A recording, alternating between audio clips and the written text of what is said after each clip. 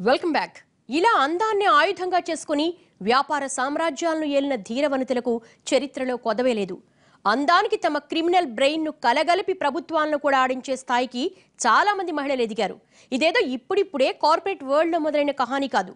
దశాబ్దాల కిందటి నుంచే ఇలాంటి ఉదంతాలు ఎన్నో ఉన్నాయి. నిన్నటి సునందా పుష్కర్ ఉదంతం నుంచి మొన్నటి నీరా రాడియా టేపులతో మొదలు పెడితే దశాబ్దాల కిందటే పమెల్లా బోర్డెస్ ఉదంతం వరకు ఇలాంటి కథలు ఎన్నో ఉన్నాయి. జీవితం ఎవరికీ వడ్డించిన విస్తరి కాదు. సునాయాసంగా ఏ విజయమూ ఎవరికీ దక్కినట్లు చరిత్రలో లేదు. ఈ విషయంలో సునందా పుష్కర్ జీవితం కూడా అతీతం కాదు. అందుకే సామాన్య కుటుంబంలో పుట్టిన ఆమె జీవితం ఆకాశానికి నిచ్చెనలు వేస్తూనే సాగింది. ఆ ప్రయాణంలో ఎన్నో విజయాలు అందుకుని ఉన్నత స్థానాలకు చేరింది. అసలు ఓ మహిళ ఇన్ని విజయాలు సాధిస్తుందా అని ముక్కున వేలేసుకున్న సందర్భాలు ఉన్నాయి. కాశ్మీర్లో పుట్టి ఢిల్లీలో పెరిగి దుబాయ్లో ఓ చిన్న ఉద్యోగం చేసిన సునందా పుష్కర్ ఓ కేంద్ర మంత్రికి భార్య అయ్యేంతగా ఎదిగిన వైనం నిజంగా ఆశ్చర్యమే.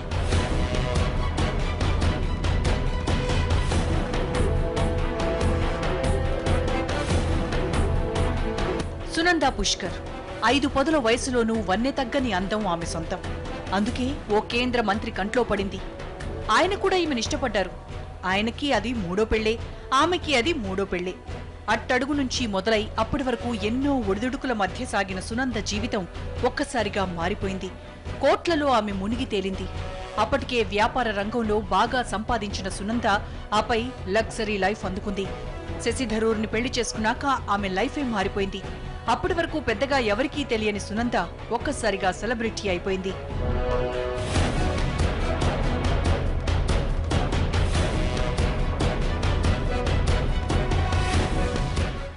ఇంతలోనే ఐపీఎల్లో కోచి టస్కర్స్ టీం కొనుగోలు చేసిన శశి థరూర్ అందులో వాటాను సునంద పేరుతో రాసుకొచ్చారు. నిజానికి అప్పటికి ఇద్దరికీ అధికారికంగా పెళ్లి జరగలేదు. కానీ వాటా పత్రాలు మాత్రం ఖరారైపోయాయి. దీనికి తోడు పెళ్లయ్యాక కూడా కోచి టస్కర్స్ టీం వివాదాల్లో మునిగిపోయింది. ఈ దెబ్బకి భారీగా నష్టాలొచ్చినా ఆమె కుంగిపోలేదు. ఎందుకంటే డబ్బు సంపాదించడం ఎలాగో ఆమెకు తెలుసు కాబట్టి.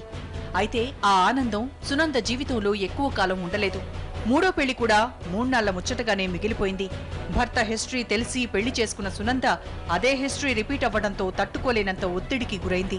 3 ఏళ్లకే తన 3వ పెళ్లి కూడా ఫెయిల్యూర్ స్టోరీ అని తెలియడంతో ట్విట్టర్లో తన బాధను ప్రపంచంతో పంచుకుంది.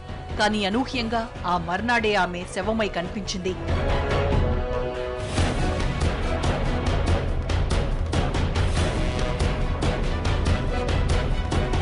బాహ్య ప్రపంచానికి ఆమె పరిచయమే కాదు, ఆమె మరణం కూడా ఓ మిస్టరీగానే మిగిలింది. ఆమెది హత్య, ఆత్మహత్య అన్నది ఇప్పటికీ ఇతమిద్దంగా తేలకపోయినా ఆ ఘటన వెనుక ఎన్నో అనుమానాలు, మరెన్నో ప్రశ్నలు, మరెన్నో కుట్ర కోణాలు ఇలా అడుగడుగునా ప్రతి ఒక్కరిని అనుమానించేలానే ఆమె మరణం కనిపిస్తోంది. అనూహ్యంగా హోటల్ రూంలో శవమై కనిపించిన సునందా పుష్కర్ది అసహజ మరణం అని ఫోరెన్సిక్ నిపుణులు తేల్చి చెప్పేశారు. అయితే డబ్బు మీద వ్యామోహంలో పరుగులు తీసి తప్పుడు దారిలో అడుగులేసిందా అన్న విమర్శలు వినిపించాయి.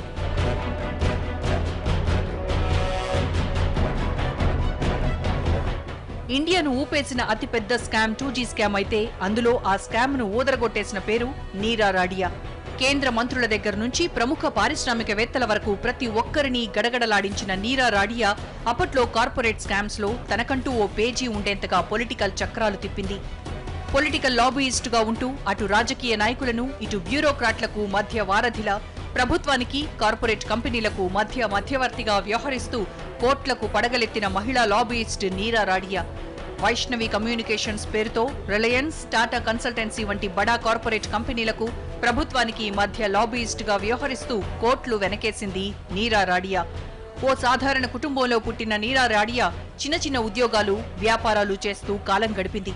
అయితే ఒకసారి ఇలా లాబీయిస్టుగా ఉండే అవకాశం దొరికింది. అది చూసి ఈ దారినే ఎంచుకుంది. 1990లో ఓ కాంట్రాక్ట్ కుదర్చడం కోసం సింగపూర్ వెళ్ళింది. కానీ అక్కడ ఆమె ప్రయత్నం ఫ్లాప్ అయింది.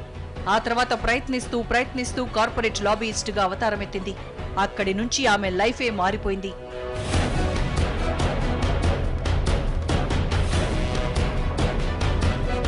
చిన్న చిన్న సంస్థల నుంచి మొదలైన ఆమె ప్రయాణం రిలయన్స్, టాటా కంపెనీల వరకు సాగింది. దీంతో ఆమె రేంజే మారిపోయింది. ద బిగ్గెస్ట్ కార్పొరేట్ లాబీయిస్ట్గా రాడియా పేరు పత్రికల్లోకి కూడా ఎక్కింది. కానీ 2G స్కామ్లో కంపెనీలకు అనుమతులు ఇప్పించడానికి లంచాలిచ్చిందంటూ ఆమె మాట్లాడిన కాల్ రికార్డ్స్ను ఇన్కమ్ ట్యాక్స్ అధికారులు బయటపెట్టడంతో ఆమె జీవితం బట్టబయలైంది. సిబిఐ విచారణ వరకు వెళ్లిన నీరా రాడియా ఆ తర్వాత మానసిక ఇబ్బందులతో తన కంపెనీని మూసేసింది. అప్పట్లో నీరా రాడియా టేపులు ఇండియన్ కార్పొరేట్, పొలిటికల్ రంగాల మధ్య అవ్యాజంగా, అదృశ్యంగా సాగుతున్న పరిణామాలకు అద్దం పట్టాయి.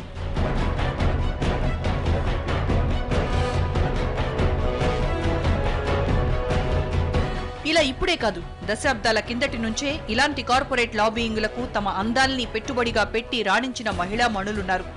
ఈ కోవలో చెప్పుకోవాల్సిన వ్యక్తి పమెల్లా బోర్జెస్. 25 ఏళ్ల కిందట భారత్ అత్యున్నత ఆయుధాల వ్యాపారి అద్నాన్ ఖషోగి గురించి ప్రస్తావిస్తే ఆ వెనకే చెప్పుకోవాల్సిన పేరు పమెలా బోర్జెస్. 1960లో పుట్టిన పమేలా అసలు పేరు పమెల్లా చౌదరి సింగ్. తొలుత ఓ ప్రొఫెషనల్ ఫోటోగ్రాఫర్ గా స్థిరపడాలని ప్రయత్నించిన ఆమె ఆ తర్వాత తన అందంతో చాలా దూరం ముందుకెళ్లింది. అలా ఫ్యాషన్ రంగంలో అడుగుపెట్టి 1980లో మిస్ ఇండియా కిరీటాన్ని దక్కించుకుంది. అక్కడి నుంచి ఆమె లైఫే మారిపోయింది.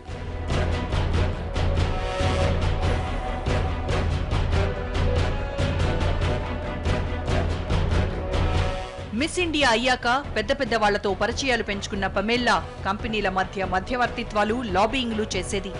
ఇలా పాపులర్ అయిన ఆమెను చాలా మంది పెద్దలు అప్పట్లో తమ స్వార్థానికి వాడుకున్నారన్న విమర్శలున్నాయి. అప్పట్లో ఆయుధాల లావాదేవీల విషయంలో అద్నాన్ ఖషోగి, పమేలా సాయం తీసుకున్నారన్న అభియోగాలున్నాయి. ఈ లాబీయింగ్తో పాటు యునైటెడ్ కింగ్డమ్లో కూడా తన సామ్రాజ్యాన్ని విస్తరించింది. ఇలా అప్పటి ప్రధాని వరకు ఆమె పాపులారిటీ విస్తరించిందంటే అతిశయోక్తి కాదు. ఇలా పమెల్లా చౌదరి సింగ్ కాస్త పమెల్లా బోర్జెస్ గా పరిణామం చెందటానికి ఆమె అందమే ఆయుధమైంది.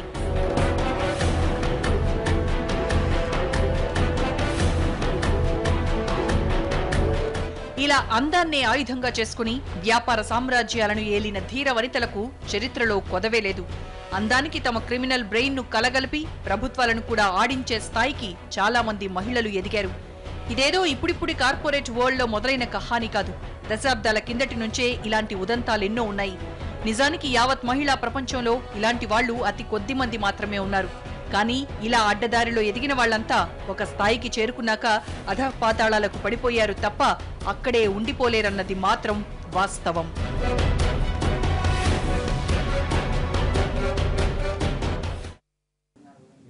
ఇది వాళ్ళ స్టోరీ బోర్డ్. మరో అంశంతో మళ్ళీ కలుద్దాం. నమస్తే.